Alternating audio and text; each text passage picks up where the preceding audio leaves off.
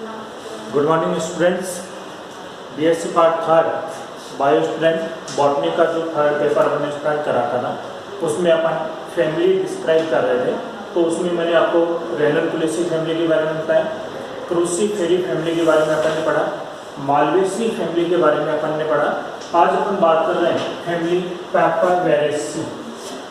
ये जो फैमिली है, ये फैमिली तो बहुत ज़्यादा बड़ी फैमिली नहीं है, छोटी फैमिली है। इसके अंदर number of genus and number of species जो है वो काफ़ी कम जो है वो इसके अंदर प्रेजेंट है। इस फैमिली के जो मेंबर्स हैं, ये मेंबर्स मुख्य रूप से ध्रुवीय प्रदेशों में या फिर अपने यहाँ डेजर्ट एरिया के अंदर देखने को मिलते हैं।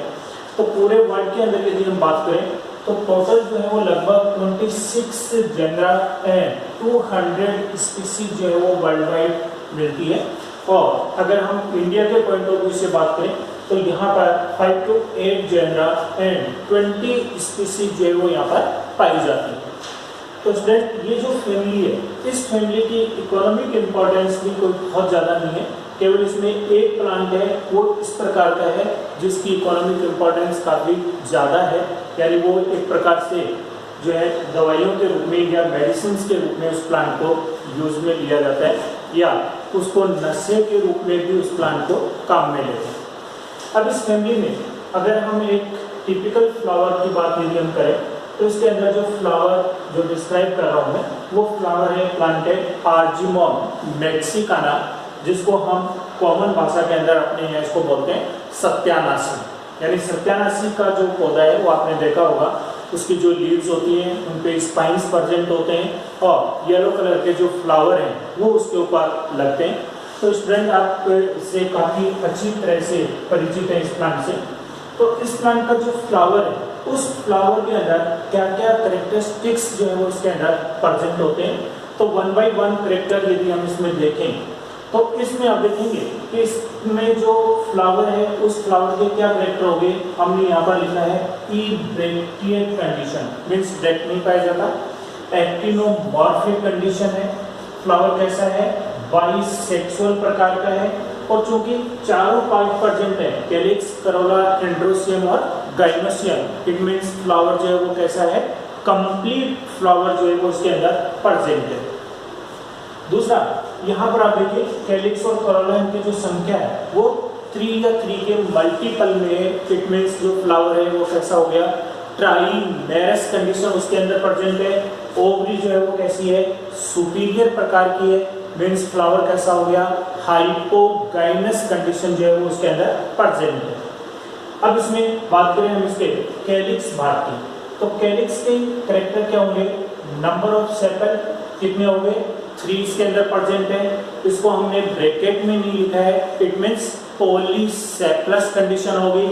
और यहाँ से आप इसका एस्टिवेशन आप देखेंगे तो इसके एस्टिवेशन में देखिए आप जो 3 सेपल यहाँ पर बना रखे हैं उनमें एक का किनारा दबा हुआ है, एक का किनारा बाहर की तरफ निकला हुआ है, फिर इसका किनारा दबा हुआ है, ये किनारा बाहर है, ये किनारा दबा हुआ है। मीन्स इसमें जो एस्टिवेशन है वो एस्टिवेशन कैसा हो गया, इसके अंदर ट्विस्टेड प्रकार का एस्टिवेशन जो है वो इसके अंदर प्रेजेंट है। तो कैलिक्स के करेक्टर क्या हो गए, नंबर ऑफ सेपल 3 हो गए, पॉलीसेप्लस कंडीशन हो गई और ट्विस्टेड प्रकार का एस्टिवेशन जो है वो इसके अंदर प्रेजेंट है। कोरोला के करेक्टर की यदि हम बात करें तो यहाँ पर नंबर ऑफ पेटल जो है वो 6 है, लेकिन हमने इसको यहाँ पर लिखा है 3+3, मीन्स 3 के 2 चक्रों के अंदर प्रेजेंट है। तो टोटल नंबर ऑफ पेटल जो है वो 6 हो गए, आपस में जुड़े हुए नहीं है, इसलिए हम क्या कहेंगे, पॉलीपेटलस कंडीशन हो गई। और साथ में हमने लिखा है 3+3, मीन्स ये 2 वॉल के अंदर या 2 चक्रों के अंदर ये प्रेजेंट है। अब इनका एस्टिवेशन, तो एस्टिवेशन आप देखिए कि यहाँ पर जो हमने डायग्राम बना रखा है इसमें आप देखेंगे ये एक पेटल के दोनों किनारे दबे हुए हैं, कंप्लीट अंदर है, इसके दोनों किनारे बाहर की तरफ है, पूरा बाहर निकला हुआ है। और रिमेनिंग यानी यहाँ पर आप देखेंगे कि इसका एक किनारा दबा हुआ है, एक किनारा बाहर की तरफ निकला हुआ है। यानी जो एस्टिवेशन है वो कैसा हो गया, इम्ब्रिकेट प्रकार का एस्टिवेशन जो है वो किसके अंदर प्रेजेंट है, इसके कोरोला पाइप के अंदर प्रेजेंट है। अब हम बात करें इसके एंड्रोसियम के करेक्टर की, तो एंड्रोसियम के करेक्टर में हम पहला करेक्टर लिखते हैं नंबर ऑफ स्टेमन, यानी पुंकेसन है उनकी संख्या कितनी उसके अंदर प्रेजेंट है। तो यहाँ पर साइन लगाया हमने इन्फिनिटी का, मीन्स नंबर ऑफ स्टेमन जो है वो कितने इसके अंदर अनंत है, असंख्य जो है वो स्टेमन इसके अंदर प्रेजेंट है। इसको हमने ब्रैकेट में लिखा है, मीन्स पॉलीएंड्रस कंडीशन जो है वो इसके अंदर प्रेजेंट है। डायग्राम में आप देखिए हमने कैसा बनाया है, इस प्रकार का बनाया है, मीन्स डाइथिकस कंडीशन इसके अंदर प्रेजेंट है और इनको हमने बाहर की तरफ ओपनिंग कर रखी है, यानी एक्सट्रोज कंडीशन जो है वो इसके अंदर प्रेजेंट होती है और ये कई चक्रों के अंदर जो है वो इसके अंदर फ्लावर में प्रेजेंट होते हैं। तो एंड्रोसियम के जो कैरेक्टर हैं वो क्या हो गए, नंबर ऑफ स्टेमन इन्फिनिट हो गए, पॉलीएंड्रस कंडीशन हो गई, डाइथिकस कंडीशन हो गई, एक्सट्रोज कंडीशन हो गई, कई चक्रों के अंदर ये प्रेजेंट होते हैं। अब इसके बाद में कैरेक्टर देखिए आप इसमें गाइनोसियम के कैरेक्टर, तो गाइनोसियम के जो कैरेक्टर हैं उसमें हम लिखते हैं नंबर ऑफ कार्पल। तो नंबर ऑफ कार्पल हमने यहाँ पर लिख रहा है 4 to 6, यानी 4 से लेकर के 6 कार्पल जो है वो इसके अंदर हो सकते हैं। यहाँ जो डायग्राम बनाया है उसके अंदर मैंने आप देखिए 1 2 3 4 एंड 5, यानी 5 कार्पल हमने बनाए हैं। तो यहाँ पर कार्पल की संख्या के आधार पर गाइनोसियम का कैरेक्टर हो गया, गाइनोसियम के अंदर क्या कंडीशन होगी, पेंटा कार्पलरी कंडीशन डायग्राम के अकॉर्डिंग, नहीं तो ये टेट्रा से लेकर के हेक्सा कार्पलरी कंडीशन जो है वो इसके अंदर प्रेजेंट है। इन कार्पल्स को हमने ब्रैकेट में लिखा है, मीन्स कार्पल आपस में जुड़े हुई अवस्था के अंदर प्रेजेंट है, यानी कौन सी कंडीशन हो गई, सिनकार्पस कंडीशन हो गई। तो सिनकार्पस कंडीशन इसके अंदर प्रेजेंट है।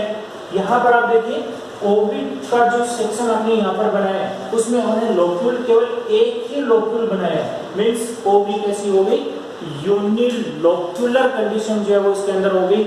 और इसका प्लासेंटेशन यदि हम देखें तो ये प्लासेंटेशन कैसा हो गया, वित्तीय प्रकार का, यानी पैराइटल प्लासेंटेशन जो है वो इसके अंदर प्रेजेंट है।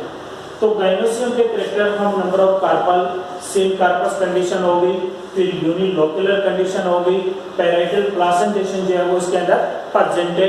और ओवरी की जो कंडीशन है वो कैसी हो गई, सुपीरियर ओवरी जो है वो इसके अंदर प्रेजेंट है।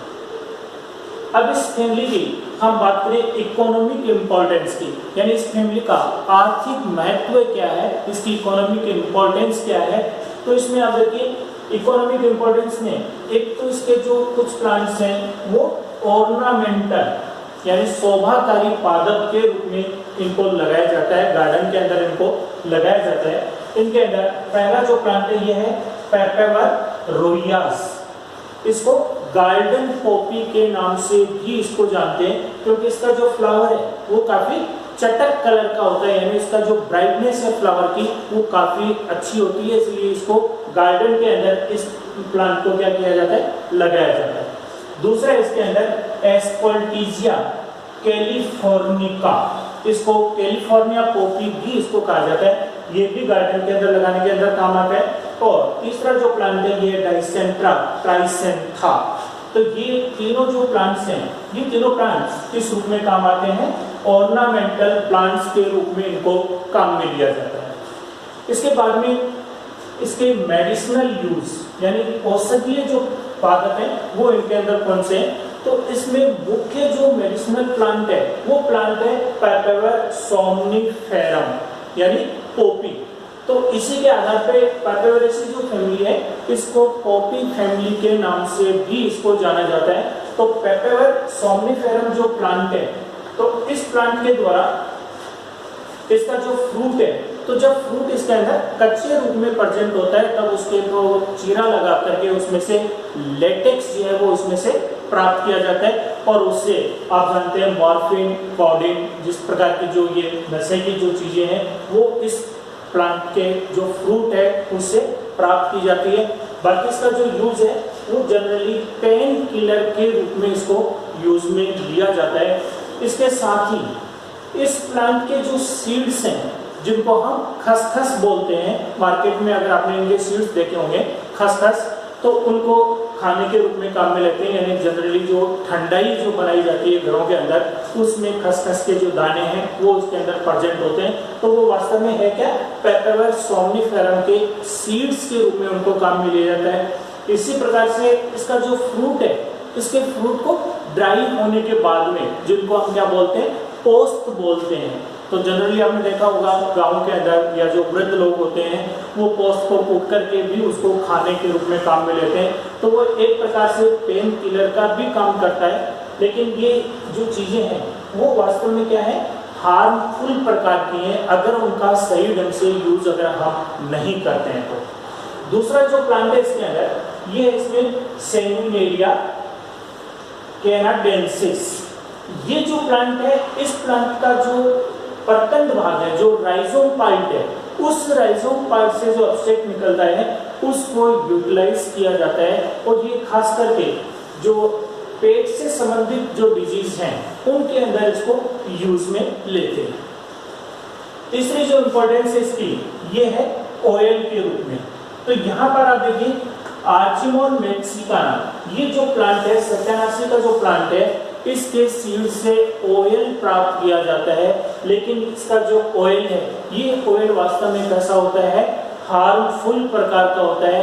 तो जनरली आपने देखा होगा कि सरसों के तेल में इसके ऑयल की मिलावट कर दी जाती है और ये एक प्रकार से गैंग्रीन डिजीज का कॉज बनता है, उसका कारण बनता है। तो आर्चिमोन मैक्सिकाना से प्राप्त जो ऑयल है उसको मिलावट के रूप में जनरली उसको क्या करते हैं, काम में लेते हैं। लेकिन ये बॉडी के लिए किस प्रकार का होता है, हार्मफुल होता है। तो इकोनॉमिक इंपॉर्टेंस में आप देखिए कुछ जो प्लांट्स है वो ऑर्नामेंटल के रूप में है और कुछ जो प्लांट्स है वो मेडिसिनल के रूप में काम में लिए जाते हैं। और ये जो प्लांट है इससे क्या प्राप्त किया जाता है, ऑयल प्राप्त किया जाता है। तो इस प्रकार से हम देखते हैं कि जो पापेवरेसी की जो फैमिली है ये छोटी फैमिली है और इसकी इकोनॉमिक इंपॉर्टेंस भी काफ़ी लिमिटेड प्रकार की जो है वो उसके अंदर प्रेजेंट है। नेक्स्ट टाइम अपन नेक्स्ट फैमिली करेंगे। Thank you.